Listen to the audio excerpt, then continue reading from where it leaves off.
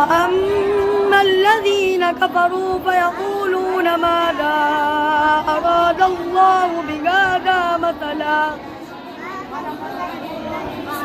يضل به كثيرا